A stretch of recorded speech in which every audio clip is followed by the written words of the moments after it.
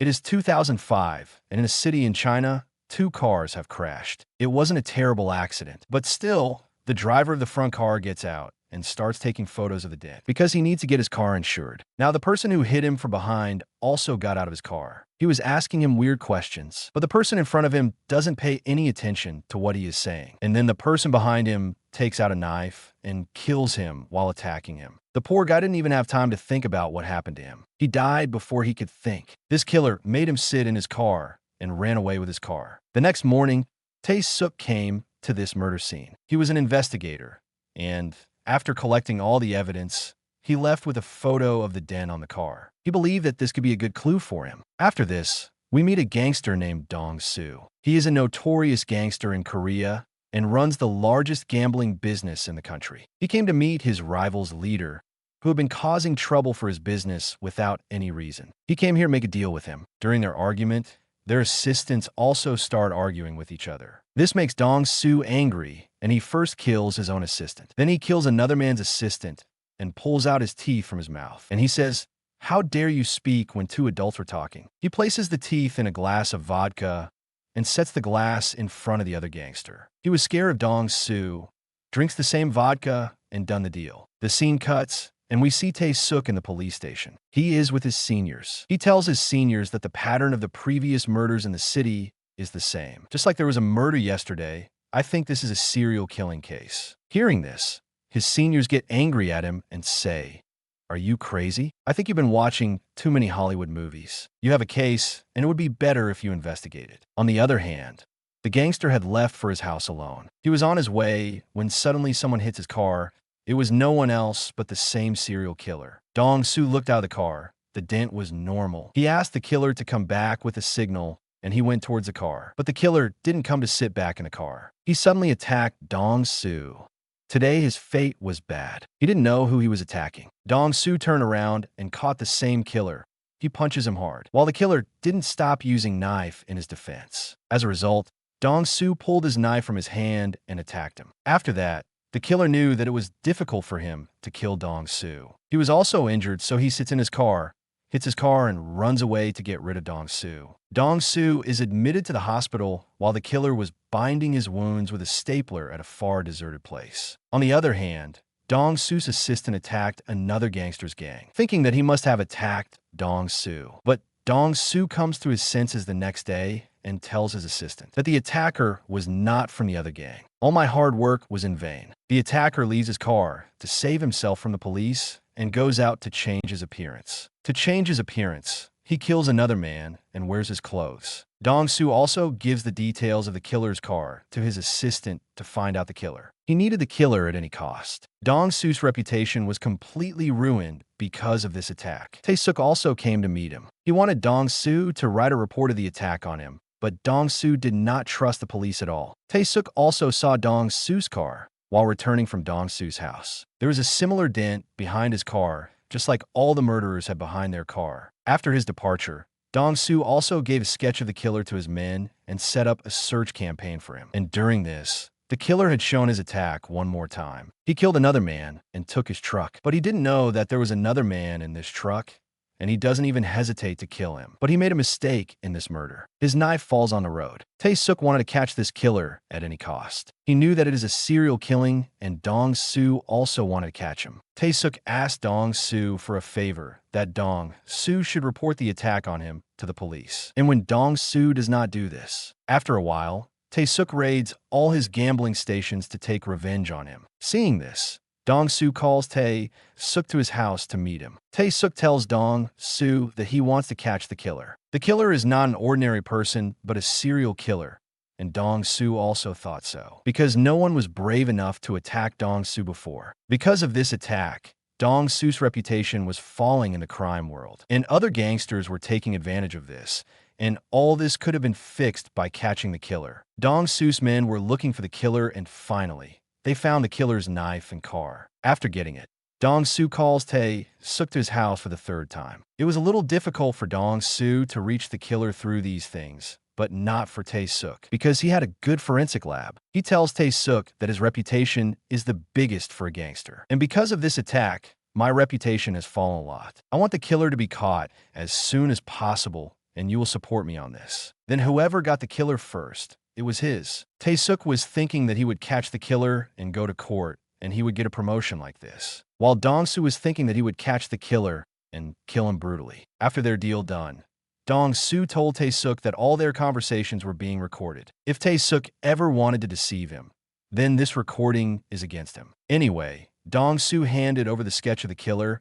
and all his things to Seok and put him to work. All these clues were very important for Seok. Now Seok and his team started the forensic test of the killer's car. While Dong-soo wanted to take advantage of this whole situation, he told his assistant to kill another gangster because he was taking advantage of Dong-soo's low reputation. According to his instructions, his assistant killed the other gangster while sleeping at night. That too with the killer's knife, so that the killer is also accused of the death of that gangster. And no one has any doubt about Dong-soo. Here, the forensic report of the car also came in the police station. The DNA found on the car matched all the previous murder cases, and also with the knife that killed the gangster. The whole police department was confirmed that this is not an ordinary person. In fact, all those cases are related to a serial killer. So now the whole police department was involved in solving this case. Now Seok, who had received the report of the gangster's murder, saw this murder and discovered that Dong-soo had done it. A serial killer used to kill strangers while walking on the road. So in his anger,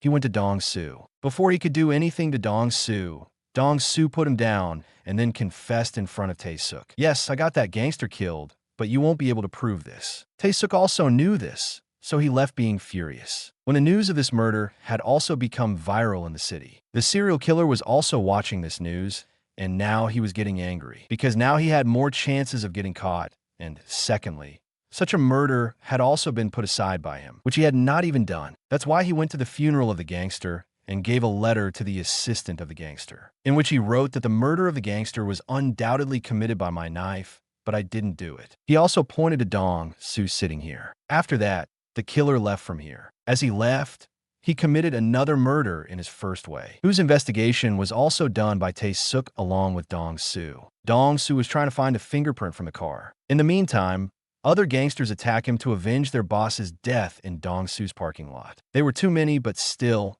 Dong-soo and Seok were not afraid, and both of them killed them all alone with great courage. Anyway, in the next scene, we're shown the fingerprint that Seok got from the car. The report of that fingerprint had also come. The missing report of the person who had this fingerprint had been in record for many years. But still, Seok wanted to investigate. That's why he goes to the address given on his ID card. There were strange green-colored tanks in his house, and a lot of books that were related to the devil. It was possible that he was doing all these murders as a sacrifice to please the devil. There's also a picture which was matching with Dong-soo's killer sketch. This was a big clue. Seok immediately goes to his office and asks to get all the information about this man. After that, Seok put Dong-soo on call, who was in a meeting at that time. In the meeting, when a man insults him, Dong-soo slaps him so much that the man dies there. After that, he received a call from Seok. Seok told him that you have sent a voice note of a man.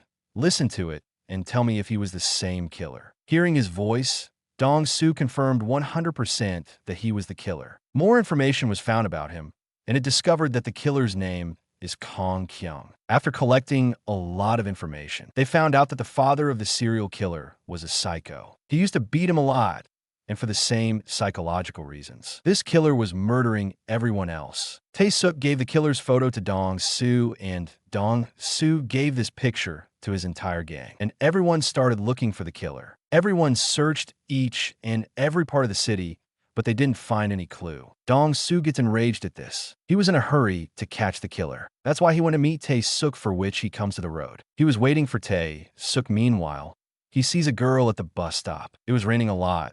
The girl was drenched in the rain, where Dong-soo gave his umbrella to the girl. In the meantime, Seok came here. He said to the girl, "You shouldn't get along with strangers. They could be gangsters." In response, the girl said, "I think you are a gangster." Hearing this, Dong-soo started laughing. The bus came here, and the girl got on the bus and also thanked Dong-soo while sitting. Here's one thing we noticed, that the serial killer was also sitting in this bus. At night, all the gangsters of Dong-soo and all the detectives of the police were eating together, and they were discussing how to find the killer. Meanwhile, they saw in news on TV that the same serial killer had committed another murder. On this murder site, Dong-soo sees his umbrella, and he recognizes that the killer had killed the girl, whom he met in the morning. Seeing this, he becomes sad. From this report, all the detectives learned that if the killer had killed a while ago, then he must be here. That's why all the people of Dong-soo and all the detectives of the police want to find him. They searched every corner of the city, restaurants, motels, shopping malls. They searched for him everywhere. Finally,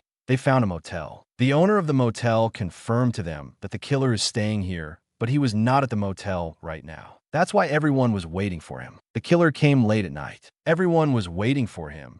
But when he arrived, the killer noticed the silence and realized something was wrong. He immediately turned the car and tried to leave, but Dong-soo and Tae-suk's entire team followed him. They followed him for a long time. And finally, they came from 3 different ways and attacked the car of the killer. The killer got out of the car and ran away to escape. And they too got out of the car and started running after him. They couldn't catch the killer. Then Dong-soo pointed Tae-suk to run in different directions, and the killer took advantage of their separation. He killed Dong-soo's companion here. While dying, Dong-soo's assistant fulfilled his loyalty to Dong-soo. He courageously revealed where the killer was running. While following his directions, Dong-soo reached a bar where he saw 2 girls were singing and crying. He understood that the killer must be inside. The killer was also waiting for Dong-soo inside. His plan was to attack Dong-soo as soon as he comes and kill Dong-soo. But Dong-soo was much smarter than him. First, he pointed the girls to move aside, and then he quietly asked the girls about the killer. They pointed to the washroom. Before the killer left the washroom and attacked Dong-soo, Dong-soo broke the door and attacked the killer and hit the killer from the door and made the killer in such a bad condition